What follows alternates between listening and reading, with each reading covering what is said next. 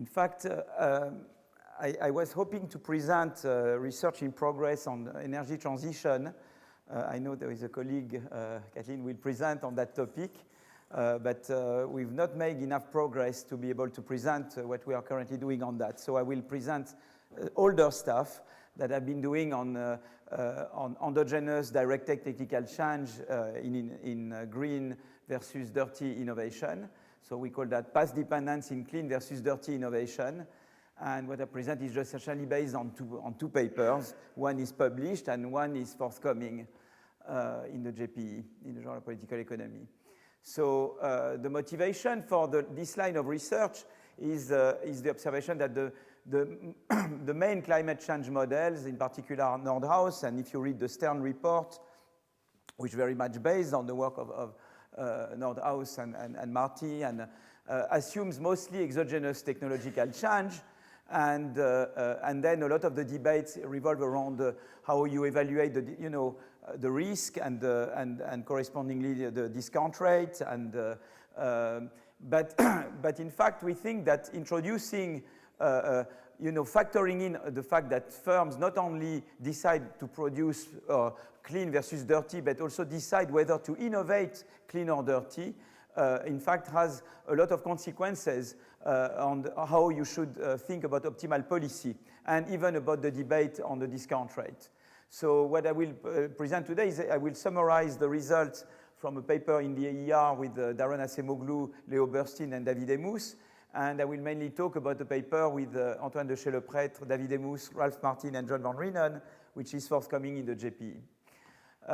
So the main question is how important is lock-in or past dependence in the choice of direction of innovation, whether you innovate in inventing machines that produce dirty inputs, or if you innovate in machines that are used mostly in the production of clean inputs. And more generally, what kind of externalities, knowledge externalities are involved there. In fact, what happens is when you introduce endogenous technical change, you have two kinds of externalities that interact. You have the environmental externality, and you have the knowledge externality. And all the action revolves around the interplay between these two externalities, okay? And that's what this is all about. And of course, then is how do firms respond to policies, in particular to carbon tax or to subsidies or to other things by changing the direction of innovation. And so the empirical paper that I will present is very much based on the patents in the auto industry, because you can classify patents between what we call dirty patents, that mean patents that pertain to technologies for producing, that are used in combustion engines, and clean patents, which are patents that pertain to technologies for producing or improving electric vehicles. And what we will be able to know is that we will have data. We have data on. We can classify patents in the auto industry, cross-country panel, dirty or clean, and we know for each patent the history of patenting by the inventor. So we know what the inventor has done in the past.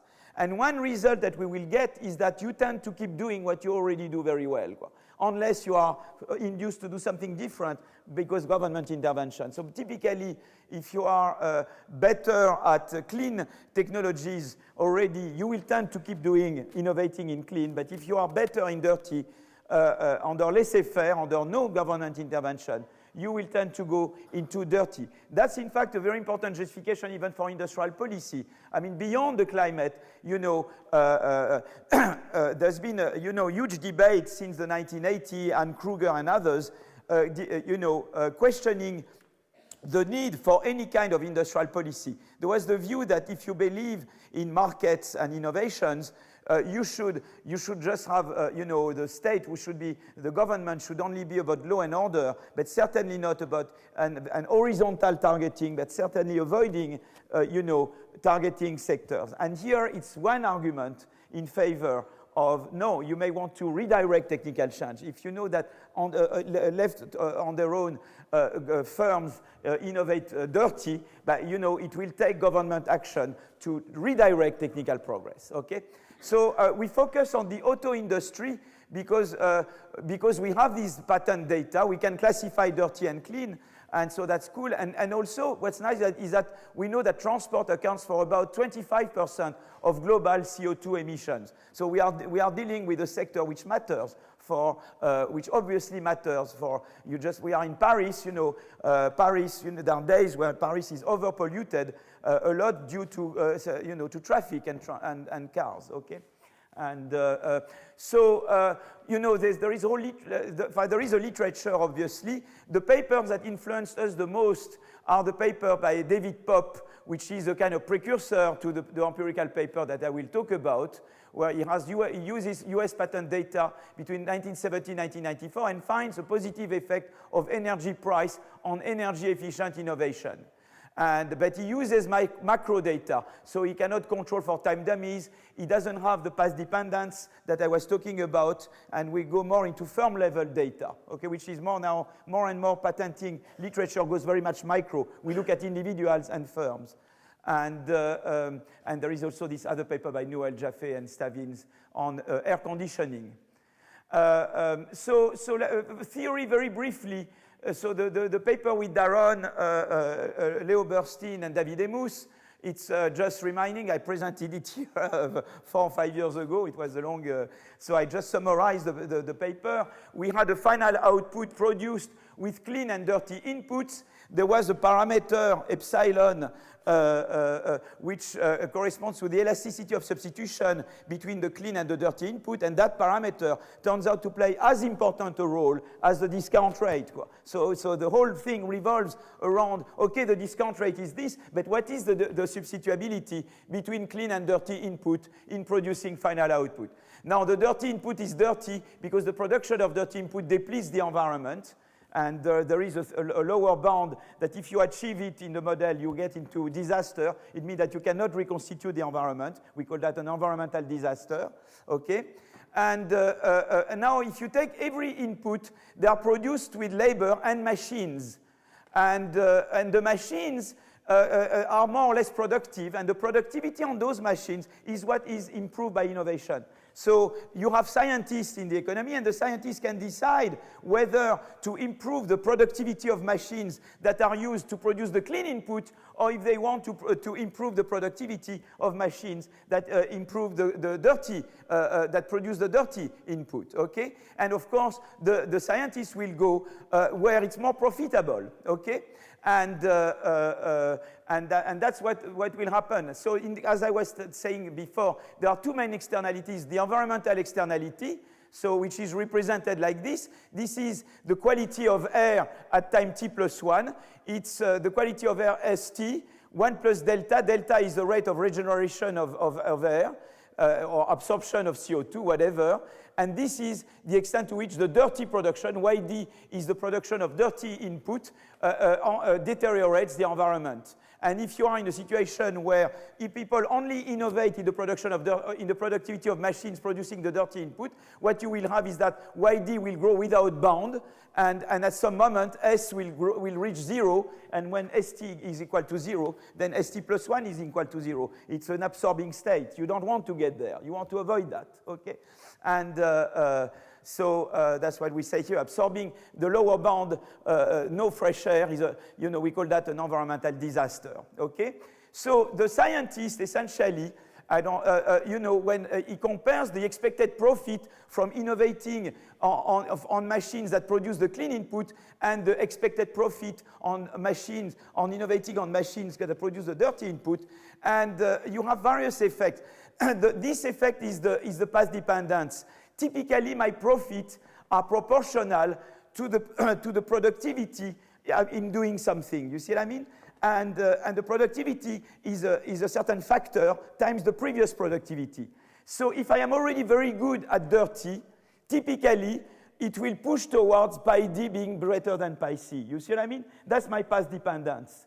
So if it, particularly if I had perfectly substitutable inputs to produce the final good, that would be the dominant effect. If I am initially much better at the dirty, I will keep innovating in the dirty, which means that the ratio AC over AD will keep falling, and therefore, even more tomorrow, I will innovate in dirty, and then I get into the disaster because YD will grow without bound, and you grow, and you give. You have a counteracting effect, which is the price effect, because suppose that you are better at producing the dirty input than the clean input. It means that the dirty input is more abundant, but if it's more abundant, its relative price relative to the clean goes down. But that is a counteracting effect because your profit is proportional to the price of each type of input. So the price effect is a counteracting force. But when the two inputs, dirty and clean, are perfect substitute in producing the final good, the price effect disappears. And the more substitute the inputs are in producing the final good, the less important this price effect is compared to this path dependence effect. That's why this parameter, which is the elasticity of substitution between the clean and the dirty input, is so important, because it will tell you the extent to which the path dependence effect, which we call direct productivity effect, is counteracted or not by the price effect. And that's the whole logic of the model, okay? So particularly, we can show that when epsilon, which is the elasticity of substitution between the clean and the dirty input in producing the final good, is greater than 1, and the economy starts from a level of AD0 much bigger than AC0, left on its own, the economy will go to a disaster. Okay, so that's what this model predicts. So the main findings of the model, so it's exactly that I just wrote here, said what I said here. If initially dirty machines are much more productive than clean machines, and clean and dirty inputs are sufficiently close substitute, the epsilon parameter is sufficiently large, then the economy under laissez-faire will run into environmental disaster. The other thing that we find is that in that model, you remember you had the debate between Nordhaus and Stern saying, what is the discount rate? I'm being extremely caricatural here. But in a sense, if you believe that the discount rate is low, you mean that you put a lot of weight on the future generations, and you say in that case, you should not put enormous carbon tax today, because you should put enormous carbon tax today because you worry mostly about the future generations. If, at the other hand, you believe that the discount rate is high, you mean that you put a lot of weight on the current generations, and in that case, you don't want to be too tough. You might want to have a policy which is more progressive. Okay, that was the debate there. But here, when you have endogenous direct technical change, you change the term of the debate, because even with the Nordhaus discount rate, you may want to go right away. Why? Because that's what I call the parable of the dentist. If you wait to go to the dentist when you have a cavity, the cavity will become worse and the drilling will be tougher. Typically, what do you want to do? You are better at dirty than clean. What should I do? I should tell you, don't innovate dirty. You can only innovate clean until you become as good on the clean as you were on the dirty. Then I can stop, because I know that you always go for the technology where you are better. You see, if I wait until I intervene, the gap between the dirty and the clean will increase, which means that the period where I will force you to go on the thing where you are less good will be longer. So the period of lower growth will be longer. It's exactly like my drilling will be more painful, you see. And so even if you have a discount, and in fact what we showed, we did simulations on the model, we looked at, we compared the discount rate of Nordhaus and the discount rate of Stern. And in the case where you have a high elasticity of substitution between the clean and the dirty input, we simulate the optimal policy. This is the optimal allocation of scientists between clean and dirty sector. And the yellow is the Nordhaus discount rate. The blue is the Stern discount rate. You cannot distinguish them. You see that when you have high substitutability between the clean and the dirty input, you want to act right now, even with the Nordhaus discount rate. Okay? So it's a different thing when you have a low elasticity of substitution, then the price effect becomes big, and then it makes a big difference whether you have a discount rate a la Nordhaus or a discount rate a la Stern. Okay? So that's very interesting. It means that it's not enough the discount rate. You need to know also the elasticity of substitution between the clean and the dirty input. Okay? So that's what comes from this analysis. Now the third thing that we got from that model is that disaster can be avoided through combining a carbon tax and subsidy to clean research. And in fact, we can show that the optimal policy We have two externalities, environment and externalities and knowledge. So you need two instruments. And so if you do all by carbon tax, you need to put an excessive carbon tax, and the cost, particularly on current generation, will be too high. Whereas if you combine the carbon tax with research subsidy to clean innovation, then it's much better because the carbon tax will deal mainly with the environmental externality, whereas the research subsidy will mainly deal with the knowledge externality. And this way you can have a policy which is much less painful. Okay, so that was the finding from that model. Okay, so now you can extend it in several directions. One we already did is to have a north-south model.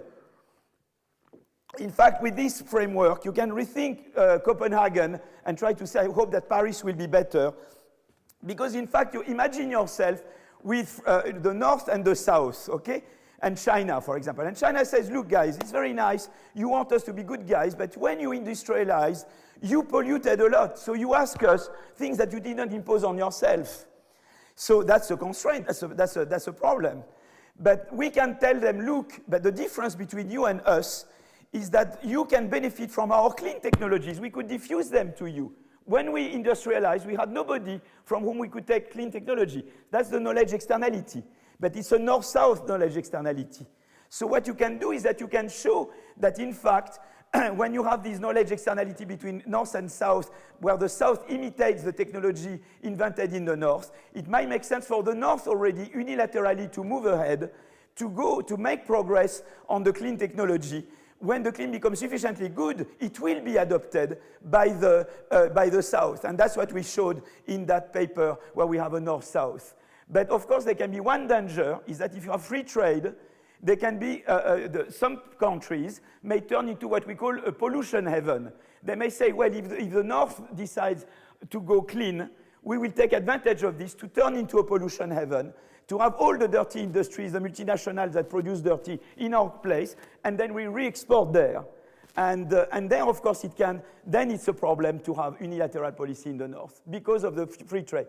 But then you can have a solution. You can say, with this, putting that together, you can tell the South, look, the difference between you now and us when we, in the 19th century, is that you can imitate our clean technologies. They can tell us, yes, but make them accessible to us. That's the whole debate on intellectual property rights. So, of course, we have to make them accessible to them. But it's not obvious because you want to reward the innovators that invented the clean patents in the North. So how you reconcile that? Alors maybe the sovereign wealth funds, the thing that Patrick, the thing that you are involved may help solve that problem is how you both reward the innovators of clean technologies in the North while diffusing them. It's like the malaria, it's like what Michael Kramer did with medicines. You want to give incentives for medical research in the North, but you also want to diffuse vaccines in the South. You have a similar problem there. But then you could say some countries could turn into pollution heaven, and then you can say, well, carbon tariffs can play a role. So then in that framework, you see that intellectual property rights and carbon tariffs come into play directly. And you can say, look, you should, if we make available to you the clean technology, you should adopt them. If in spite of that, you decide to not do that and turn into pollution heaven, we have carbon tariffs. But I think in this framework, you can bring these elements, this term of negotiation into the debate. Okay, so that was it's a paper we did subsequently 2 years ago with Darren and David. Now, the one we are currently working is the idea to say, well, you could allow for intermediate. Suppose you want to go from coal to aeolian. And then the question is, should you go through nuclear and shear gas or not? And should you allow for production and research in nuclear and shear gas? Or should you do like me? I like very much Angela Merkel. I just came back from Germany. I like very much her policy on refugees, but I'm less fond of her policy on climate. I think they took the position in Germany to say, no, we go directly from coal to aeolian. As a result, they go more for coal. That's what they are doing. Huh? And so we are developing a model now, but we are still working on that. What happens if you allow for production and research on shear gas or nuclear? And there you have, in a nutshell, you have various effects. On the one hand, of course, in the short run, you will reduce the production and innovation in coal or in machines that use coal. So that will be good for the environment, everything else equal. But the downsides are two downsides. On the one hand, it may have a scale effect. It may mean that you produce more, and that will pollute more. And on the other hand, it may delay the transition to aeolian. You see, there is the thing that if you go to the intermediate, you may delay the transition too much. But the positive effect is that you have immediately a substitution. And so all revolves around how the substitution, the scale effect, and the getting trapped into the intermediary effect play out with each other. And what we are trying to do now is to calibrate and to see with the parameters that we will get, which can we show that the substitution effect dominates the other two. Then you have a serious case for energy transition, for having nuclear shale gas. If you don't have that, then it goes in the direction of the Germans. They say you go directly from coal to aeolian. And that's where we are. That's why I was hoping I could present today, but we are not yet there. I prefer to wait and have a paper I'm happy with to present it. Okay? So instead of doing that, I will move into the empirical paper. Okay? And the empirical paper is this auto industry. So it's De Schelepret, Emus, Martin, and Van Rienen. So there we use cross-country panel data on innovation in auto industry. We show the existence of path dependence in clean versus dirty innovation. It's not totally obvious you should have path dependence. You could have imagined that you have decreasing returns. You could imagine that if I have done a lot of clean innovation in the past, I would run into decreasing returns, and therefore I would go into the type, you see. In fact, you show that you really have path dependence. And we show also that increase in the fuel price, for example, resulting from carbon tax, will increase, there is a typo there, obviously, will increase incentives for clean R&D relative to dirty R&D, for clean innovation relative to dirty innovation. So those are the main findings. So what we will do is that we have a firm level data. So we have firms in various countries, and we do firm level regression. So we look the number of triadic patents clean. Okay, triadic, why triadic? Triadic means that the patent is registered at the US Patent Office, the Japanese Patent Office, and the European Patent Office. Those tend to be the most significant patents, the best patents. So we restrict attention to the triadic patents. And so we look at how the flow of clean patents by firm I at time t depends on various things. It depends on the price. This is the fuel price, okay? So what we expect is that if you have a higher fuel price, you should have more patenting in clean. That's the first thing, okay? We would hope that carbon tax works. You see what I mean? Well, that's the first thing we hope on the direction of technological change. But there are two terms. This is the firm's own innovation stock. I told you before that for each firm, I know the history of patenting of the firm. So I know if the firm was very much innovating clean or innovating dirty. And that will tell me, and in fact what I will find is that if you have this path dependence, okay, so that's the term. That's the stock of clean patents, and that's the stock of dirty patent by that firm, by time t, you see? And then you have the spillovers, and the spillovers is the extent to which, the researchers that work in my firm are from countries that are dirty or clean. You see, I know how much clean and dirty the countries where my researchers are coming from. So that will be, if, for example, most of my inventors come from countries which are dirty, then it will have an effect making me more innovating dirty. That's a contemporaneous externality, you see? And you look at the level of the countries where innovators come from. So you have the two types of externality, your own past innovation and the countries that influence you most. That means the countries where your innovators come from. And we know the location of the innovators, you see? And that's how we do the contemporaneous spillover. So I have to go, I have 5 minutes.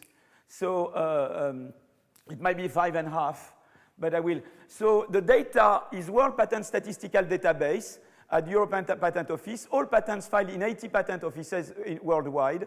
We extract all patents pertaining to clean and dirty in the automotive industry.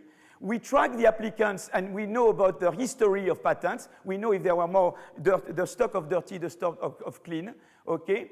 And so here I don't want to go into the, the OECD classification into what pertains to electric and hybrid. We call that clean, or what pertains to combustion engine, we call that dirty. But you can also change it. You can call clean only this and the rest dirty. It doesn't change qualitatively the result. Okay? And we focus on triadic patents. That's what I told you. And the period is 1978-2005. We can count the number of patents in dirty technologies, the number of patents, it's cross-country panel, and we know the patent holders, okay? And we know how many are firms and how many are individuals, okay? And so the policy variable, you have the fuel price, but the problem with fuel price, we are looking at firms. Firms, they are selling in various countries. So ideally, I should weight the fuel price by the, if you are twice more in country A than in country B, you should give twice as much weight to the price of carbon in country A compared to country B. We don't have the market shares. We know the share of patenting, but we know that for some companies, like Ford, for example, there is monotonicity between market share and how much you patent in the different countries, okay? So we weight, in fact, the carbon price in the various countries by the share of patenting of that firm in the different countries. And we construct a firm-specific price variable this way, okay? And that's the contribution of the paper. So for example, here is the case of Ford. You can look at various countries, the car sales shares of Ford, and the patent weights of Ford. And you can see that essentially it's comonotonic. Where Ford patents the most is also where firm has the higher market share. So for Ford, we could have used directly the market share. But for other companies, we cannot. That's for other companies, Toyota, Volkswagen, well, no comments, Peugeot, etc. So just one thing. So this is how you construct the stock of patent, clean or dirty. It's the current flow plus 1 minus delta, where delta is a depreciation factor, times the previous stock that you had. And that's how the stock evolves over time. You see what I mean? Like capital, like when you evaluate the dynamic of capital stock. Huh? And spillovers, for the spillovers in dirty for firm I at time t, it's the weighted sum of the spillovers, is a weighted sum of the spillovers of a country, of the various countries where your researchers come from, in the different type of innovation, weighted by the importance, how many innovators you have from from each country. And that gives you the spillover. And that's the main result, okay? So if only you get this table, it gives you most. You can see, so the left-hand side is the amount of clean patenting, the flow of clean patents. That's the flow of dirty patents by firm I at time t.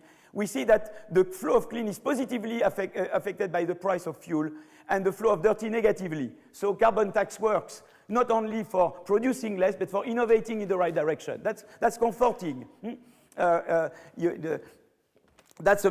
the first main result, okay? Carbon tax is worse, so that reinforces, you negotiate on price, it has a big effect on the direction of innovation, okay?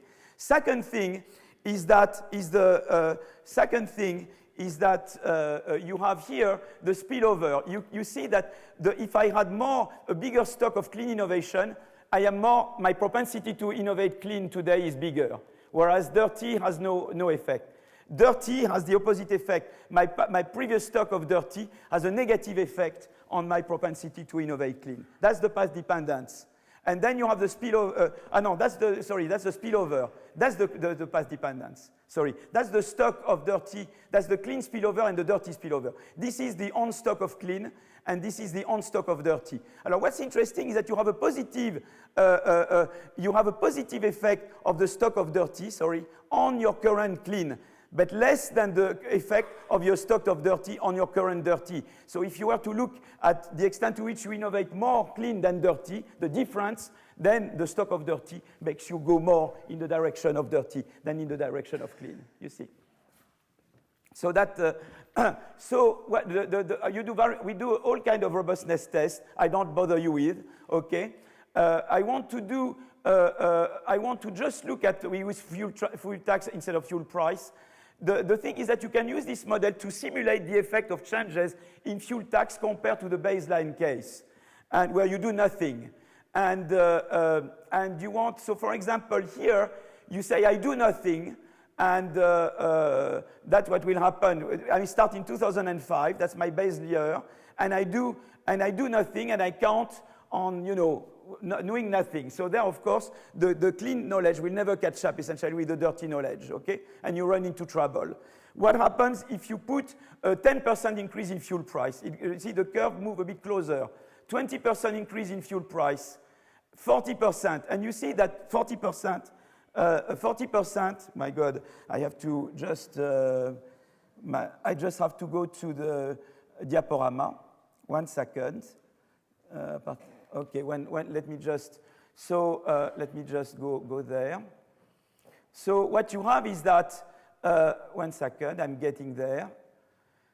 You see, you need 15 years of a 40% increase, and then the clean catches up with the dirty, and then you could stop the clean, you see, because then you could stop the tax, because the clean technology will be as good at it as you are at the dirty, and then we know that you go for what you are better of.